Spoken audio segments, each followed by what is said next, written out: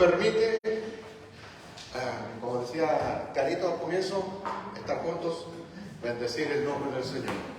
Estamos en nuestra serie El sufrimiento humano y ya estamos terminando. Queda hoy el próximo sábado para cerrar esta serie que hemos recorrido varias cosas. Ya por lo menos deberíamos nosotros estar conscientes de que el sufrimiento no es una excepción en la vida, sino es algo que se presenta más veces de lo que uno quisiera, más veces de lo que uno desea, pero está allí. ¿Ya? Es algo que es inevitable en esta vida.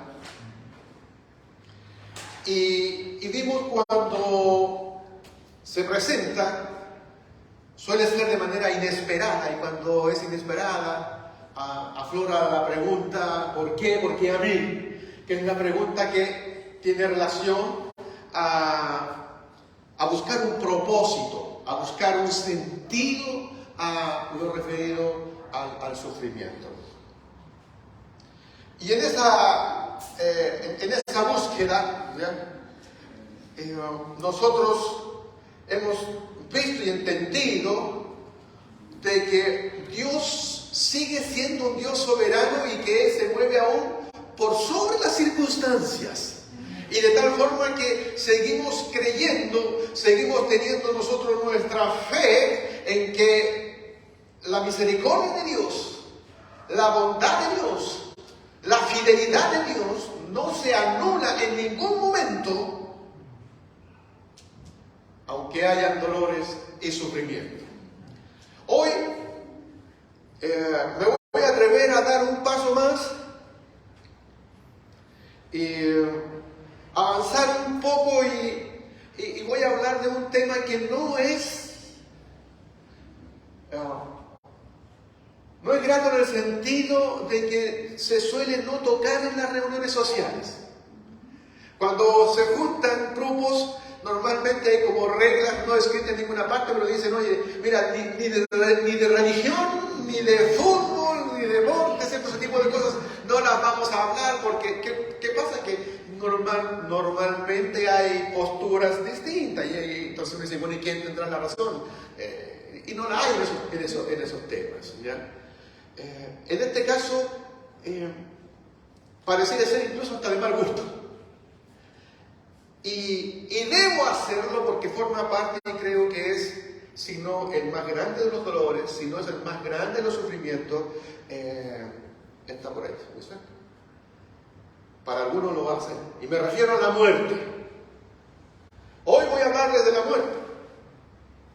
Y cuando uno habla de esto, normalmente uno tiene la impresión que todos somos mortales, sin duda. O sea, yo creo que ninguno anda por la calle creyéndose inmortal. Cuando uno es joven se cree inmortal, ¿no? Como que no le va a pasar nada, pero uno sabe siempre que los seres humanos somos mortales.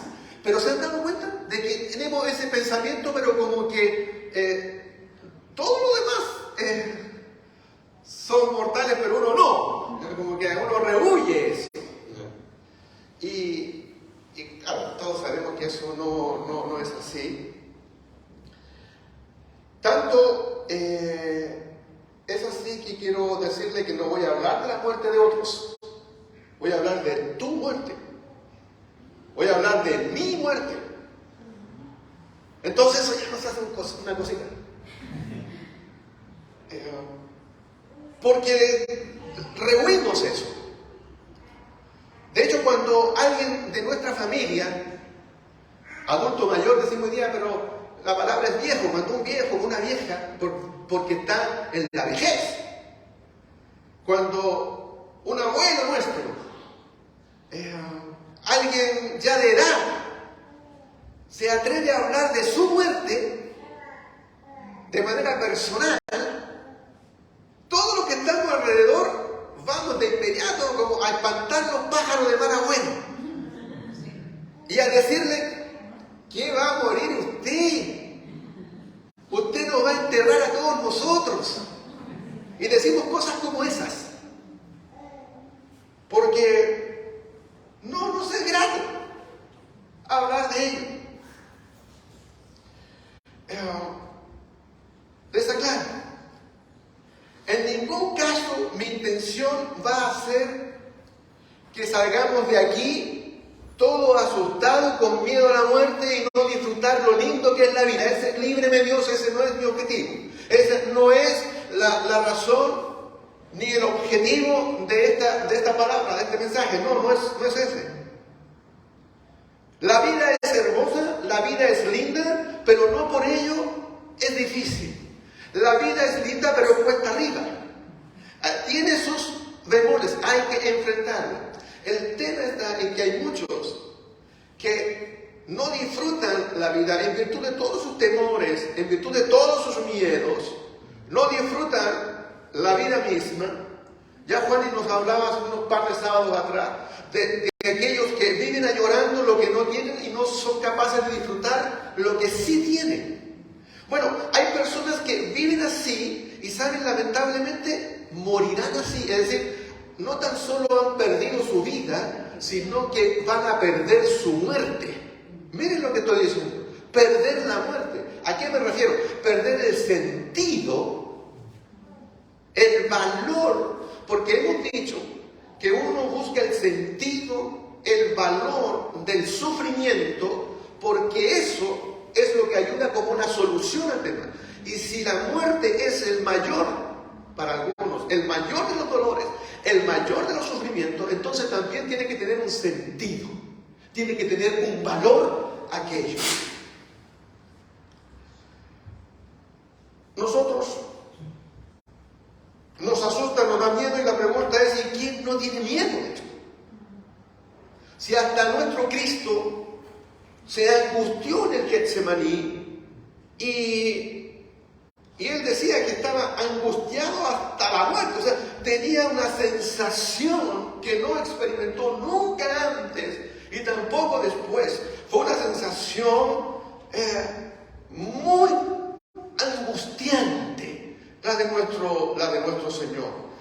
Nosotros somos creyentes, somos cristianos, pero la muerte sigue teniendo un aguijón para nosotros. Así que más de alguno le debe correr un escalofrío por su espalda cuando se da esto. Así que no podemos engañarnos. La respuesta a esto no es endulzar, no es echarle azúcar a la muerte, sino más bien compartirla con el amor, que fue como lo venció Jesucristo ese momento, en virtud del amor, la obediencia al Padre y el amor hacia nosotros. Así que la solución pasa por encontrarle un sentido, por encontrarle un valor a esa muerte, no en devaluarla. La muerte es desgarradora, pero no es negativa en el sentido de que no tenga un sentido y que no tenga un valor.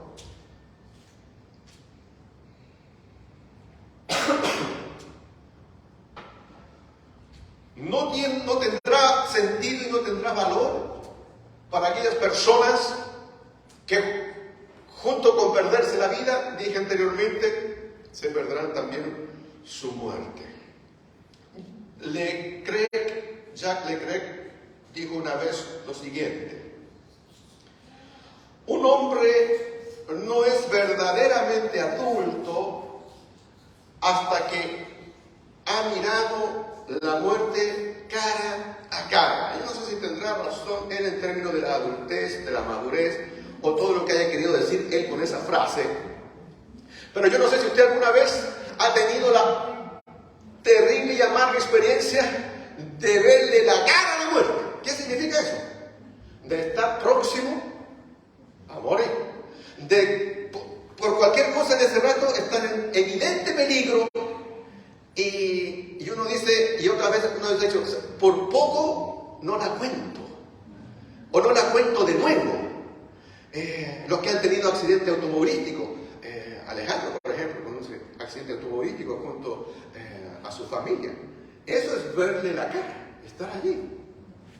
Yo he estado un par de veces en eso, siendo más joven, soltero. Recuerdo esas veces, y las 2 veces han sido en el mar. Cuando uno dice, hasta aquí nomás, llegué, y ya no hay más, no hay fuerza, no hay nada, y como que uno dice, y siempre ocurre algo.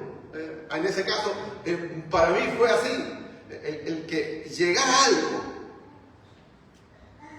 Conozco la vida de un hombre, y cuando nosotros leemos parte de la biografía de él, se dice que él, además de haber sido castigado muchas veces, azotado, lo golpearon innumerables veces, estuvo en la cárcel no sé cuántas, él cuenta que vio la muerte en más de una ocasión en naufragios.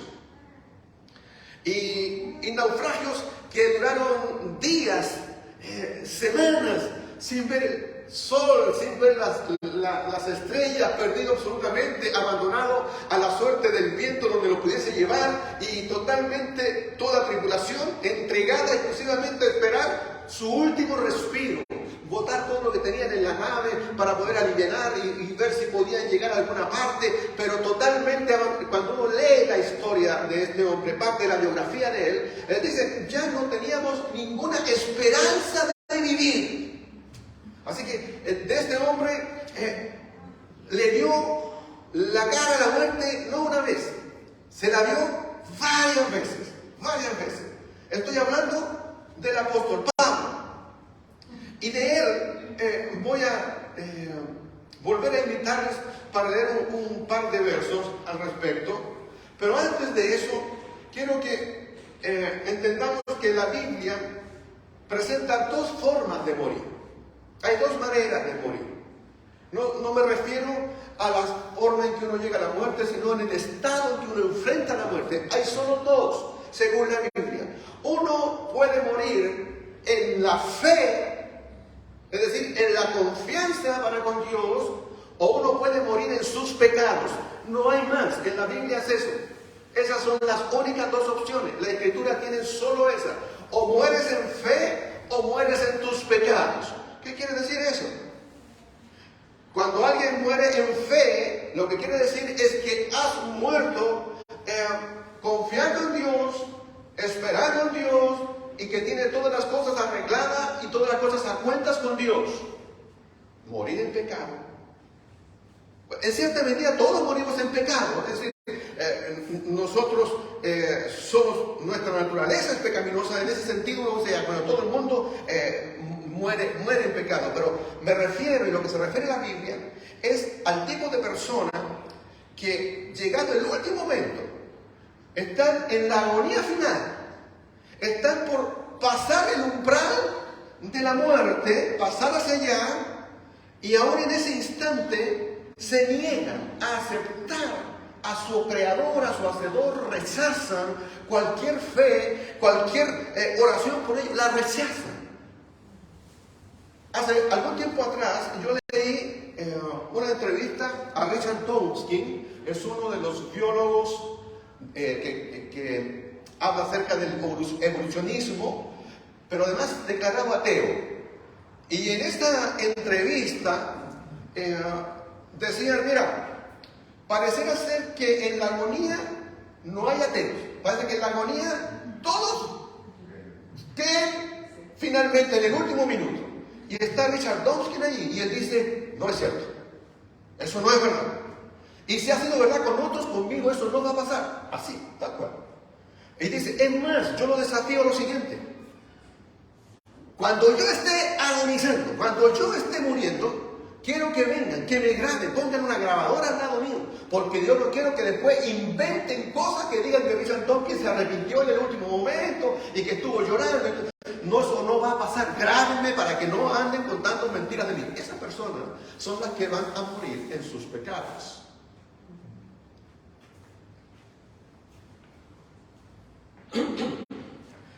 En cambio, el apóstol Pablo, de quien les he contado recién, él, estando al final de sus días, en los últimos momentos de su existencia, nosotros sabemos que en ese instante estaba preso, estaba prisionero y solo estaba esperando ser ejecutado bajo la orden de Nerón. Nerón. Y él nos dejó unas hermosas palabras, no Nerón, Pablo. Segunda de Timoteo, capítulo 4, verso 6. Vente conmigo allí. Segunda de Timoteo, capítulo 4, verso 6. Nos dejó estas palabras. En los últimos momentos, teniendo en mente, no te olvides lo que acabo de hablar, lo que acabo de decir, teniendo en mente aquello, Pablo nos regala estas palabras. Voy a leer solo 3 versos. Yo por mi parte, dice Pablo, ya estoy a punto de ser ofrecido como un sacrificio, y atención, y el tiempo de mi partida ha llegado. Eso es lo que dice Pablo. El tiempo de mi partida ha llegado. Él está consciente de esto. Llegaron sus últimos momentos. Y estando en esa condición, él dice, he peleado la buena batalla. He terminado la carrera. Me he mantenido en la fe. Por lo demás, me espera la corona de justicia que el Señor, el juez justo, me otorgará en aquel día, y no solo a mí, dice él, sino también a todos los que con amor hayan esperado su venida. Detengámonos un momento en la primera frase que él dice del verso 6. El tiempo de mi partida ha llegado. No es el tiempo de mi partida viene por allá, un par de días más, no, el tiempo de mi partida ya, ahora, esto es inminente. Cuando esa palabra él la usa en esta carta que escribe a Timoteo, cuando él usa la palabra el tiempo de mi partida, es análisis. Tiene algunas figuras que son importantes de poder resaltar. El tiempo de mi partida se usa cuando el campesino que ara la tierra y tiene una yunta de bueyes y le pone el yugo a aquellos animales para arar la tierra con el trabajo forzado y el trabajo fuerte de aquello, ¿ya? Y le saca en el momento, el acto cuando el campesino le saca el yugo a estos animales, eso también tenía la misma palabra. Es decir, listo para la partida es equivalente también a sacar un peso a alguien de un arduo trabajo. Entonces, Pablo tenía la idea cuando él está listo y el tiempo de su partida ha llegado, él siente que para él va a ser una liberación de un gran peso. Que él va a quedar sin ese arduo trabajo. En realidad, bueno, ya Salomón lo decía, que cuando nosotros pasamos a la otra vida se acabó el trabajo, ya no hay más, ¿quién más va a seguir trabajando? Se acabó, cesante por siempre. No, libre. Y digo libre porque precisamente también, la palabra que él utiliza, el tiempo de mi partida ha llegado, es la misma expresión que usan cuando le sacan los grilletes a alguien, cuando le sacan las cadenas a alguien. Ese es el tiempo de tu partida terminó, llegó. Es liberación, que te libera de alguien. Entonces, esta expresión lo que quiere decir es que en el tiempo de la partida, de soltarte, este tiempo de quedar libre, es un tiempo de liberación. Pero incluso tienen otras ideas más. Aquellos que les gusta acampar y van y llevan su carpa y arman todo lo que tienen, llega el rato en que hay que desarmar la carpa. Uno saca la estaca. Allá, en esos entonces, había que sacar también estacas, no eran como las nuestras, pero ese momento en que tú levantas el campamento es estar el tiempo listo de tu partida. Es decir, Pablo hizo tantas veces carpas, de hecho trabajaba en eso. Pablo trabajaba haciendo carpas. Ese era su trabajo. Con eso se mantenía. Y él que recorrió el Asia Menor, recorrió Europa, ustedes se pueden imaginar cuántas veces armó y desarmó carpas. Las veces que no hospedaba en el hogar de alguien, así que tenía esa conciencia de cuando él dice, el tiempo de mi partida ha llegado, es porque también dice, ¿saben qué? Esta es la última vez que desarmo una carpa. Ya no voy a armar más carpas, se acabó. Ahora, como diríamos nosotros, miren, sale de esa carpa para recibir lo que Jesús te dice. Voy pues a preparar un lugar para vosotros, para donde yo esté, vosotros también estéis. Entonces ahora Él se va a las mansiones celestiales y Él tiene esa conciencia. Él ha navegado tantas veces y la palabra estoy listo o el tiempo de mi partida ha llegado, también tiene relación cuando los barcos, los navíos salen, desembarcan y se van a alta mar. Esa misma imagen, Pablo la tiene, dice, el tiempo de mi partida ha llegado. Dice, miren, yo aquí me subo a esta embarcación y me echo a la mar para ir al encuentro con Dios, allí a la eternidad. Él tiene esa idea. Así que cuando Él dice, miren hermanos, yo por mi parte ya estoy a punto de ser ofrecido como un sacrificio, dice, el tiempo de mi partida ha llegado. Es decir, miren, se acabó el trabajo, se acabó el esfuerzo, y ya ahora me voy a sentir libre. Esto es, ya no habrá más carga, ya no habrá más cosas humanas. Me voy derechamente a través de este partir, de este navío, de esta nave, de esta embarcación, hacia el rumbo de la eternidad, al encuentro con mi Dios. Pablo es aquel que diría, estoy listo para encontrarme con Dios. Miren, Pablo diría, en cosas de días, Nerón va a bajar su pulgar y me van a sentenciar. Ese es un hecho. Hay una sola posibilidad dentro de este juicio que me van a hacer. Pero yo estoy listo, dice él. Yo estoy listo. Y cuando él ya está listo, ahora nos regala 3 frases inolvidables. Nos regala 3 frases que son maravillosas.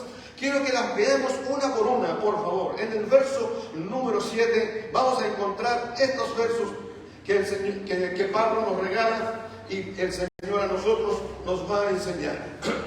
Nos dice, el primero de ellos, he peleado la buena batalla. He peleado la buena batalla. Él usó muchas veces la figura de los gladiadores, de estos que pelean en el circo romano. Y esa es la idea de ese peleador, de ese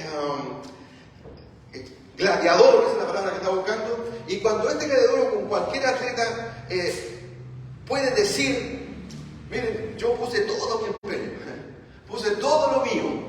Eso es lo que está detrás de eso, la buena batalla. Nosotros también libraremos batallas, ya sean batallas con nuestras enfermedades o también con nuestros dolores, no tan solo físicos, sino dolores emocionales. ¿Cuánta gente hay batallando cada día?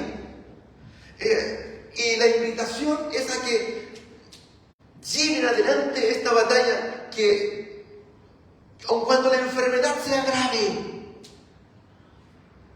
Dios se honra con todos aquellos que van a combatir con dientes y muelas, con uñas, con todo, y van a mantenerse allí, y no van a ser de aquellos que, porque nos faltan los médicos, dicen, mira, a usted le quedan 6 meses de vida. ¿Qué sabe él cuántos meses de vida tiene uno?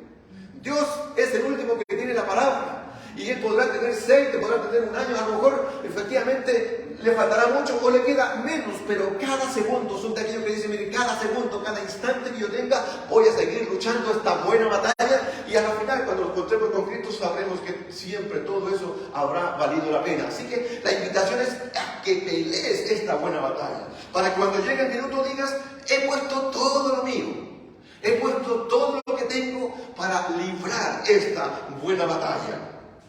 Cuánto te quede, no lo sabemos. No importa cuán difícil parezca la pelea, hay que seguir peleando, hay que seguir regando, hay que seguir enfrentando, levantándose cada día, poniendo el pecho a las balas, porque nosotros fuimos llamados a pelear esta buena batalla. Amén.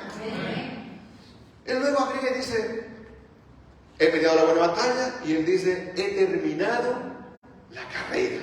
He terminado la carrera. Llegó el final de su tiempo. He terminado la carrera.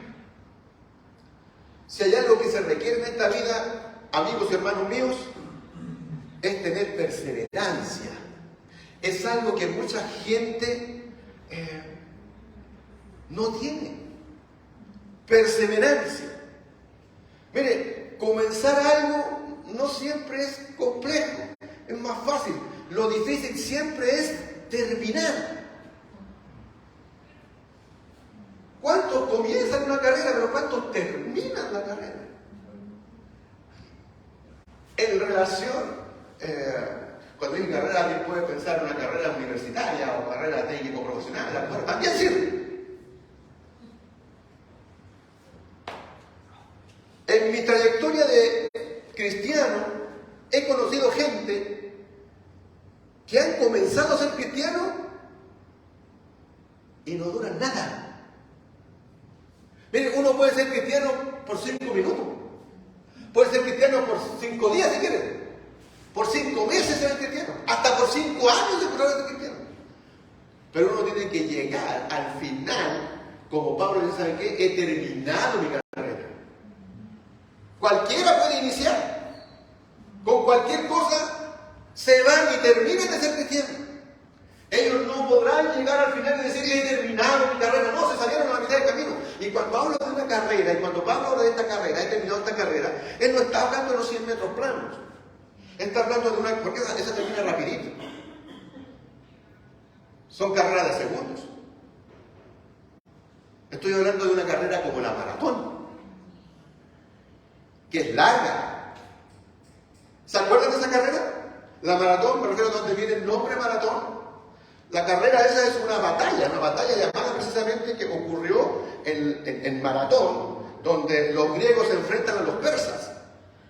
Y cuando se están enfrentando a los persas, ocurre que escogen al más rápido de ellos, Filípides.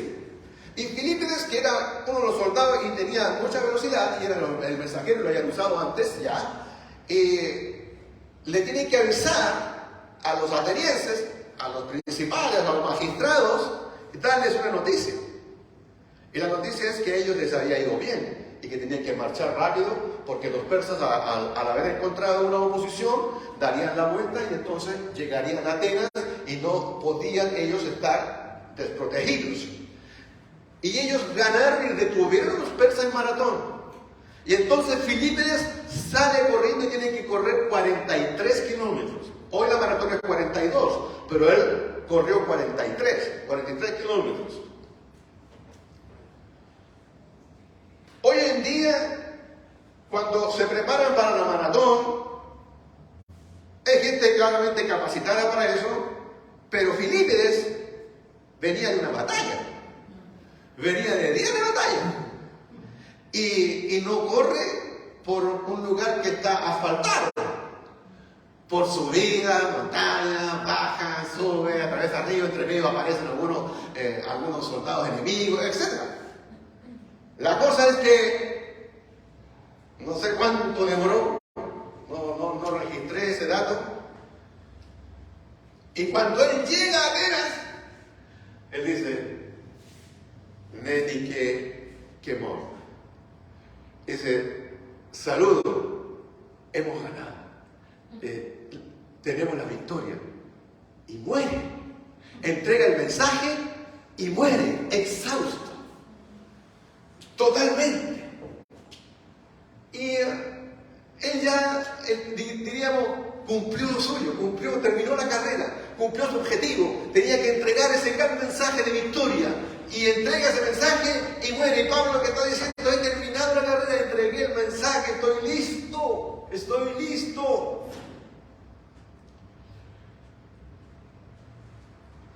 Finalmente, el apóstol termina diciendo, he guardado la fe, he mantenido la fe.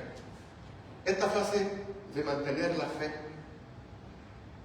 que la usaban también los atletas, porque para ser atleta, en ese entonces, yo creo que también ahora, se preparaban como 10 meses para la competencia. Bueno, hoy día también hay que prepararse mucho. Y tienen que cuidarse de no colocar hoy día sustancias en su cuerpo. Tienen que cumplir esas normas. O sea, tienen que jugar legalmente.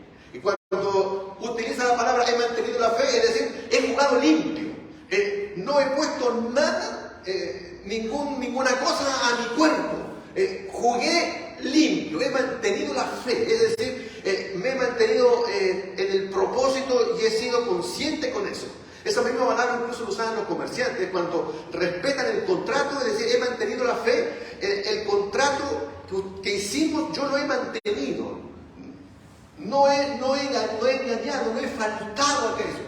Entonces Pablo está diciendo, miren, cumplí el propósito y me he mantenido lo más fiel que he podido delante de Dios. He cumplido su propósito, su voluntad, hasta donde mi fuerza me dio. Él sabe que ya dentro de poco va a ir al tribunal romano y, como dije, va a recibir la sentencia. Pero él está preparado. Él sabe que va a recibir una corona que el Señor le dará. Y no una corona de laurel como le daban a ellos que merecerían, no, es una corona de justicia. Y esa corona también está preparada para ti y está preparada para mí. La pregunta es, ¿cómo quieres morir? ¿Cómo quieres morir? No digo de qué forma quieres morir. Esa es otra cosa. ¿Cómo quieres? ¿En qué estado? ¿Saben cómo quiero morir yo? Quiero morir manteniendo mi fe y mi confianza en Dios. Quiero morir el día que me pille la muerte. Quiero morir sin haber abandonado la esperanza por la cual he predicado durante tanto tiempo. Quiero morir sin tener cosas pendientes para con Dios. Quiero morir a cuentas con Dios. Quiero morir estando en paz para con Dios. Quiero morir estando bien con mi Padre, estando bien con Él. No tener ningún tema pendiente con Él. Ese es mi deseo. ¿Para qué? Déjenme ir terminando con esto. En el libro de Isaías, capítulo 1, verso 18, dice esto, y presten atención aquellos que me escuchan hoy, los que me escucharán dentro de un par de días. Dice Isaías, el profeta mesiánico, venid luego, dice el Señor. Es un llamado urgente, urgente. Venid luego, dice el Señor, y estemos a cuenta. El llamado del Señor es, vengan rápido y estemos a cuenta. Dice, si tus pecados fueren como la grana, como la nieve serán emblanquecidos. Si fueren rojos como el carmesí, vendrán a ser como blanca lana. El llamado de Dios a través del profeta es, vengan, pongámonos a cuenta, pongamos las cosas en claro, dice el Señor. La grana y el carmesí, que es un color rojo vivo como la sangre, era una especie de pintura que se podía teñir una ropa, el género, y virtualmente no se salía casi con nada. Si tú tenías algo de grana o carmesí, así quedaba. Era imposible casi sacarlo de la ropa. Asimismo, la mancha del pecado, Isaías dice, es así. Es difícil sacarla, pero no tienes por qué andar por la vida manchado. Te puedes limpiar y sacar esa mancha. Ese es el llamado que entrega Isaías. Dice, vengan para que, si están con ese, él le puso color al pecado. Si nosotros nos hemos preguntado de qué color es el pecado, capaz que todos hemos dicho negro. El pecado es negro. Pero el pecado, según para Isaías, el pecado de color rojo, de color grana, de color escarlata. Ese es el color que él dice. Si alguno, dice Isaías, sus pecados fueren como la grana, o sea, fueran como el color escarlata, miren, van a ser emblanquecidos, van a ser puestos blancos como la nieve. No necesitamos ir manchados por el mundo.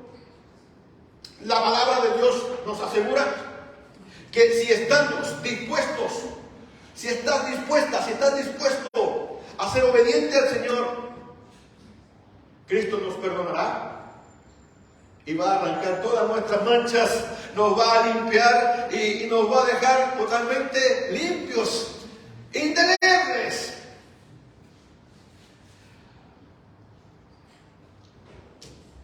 ¿Recuerdan cuando Jesús está siendo enjuiciado por Pilato?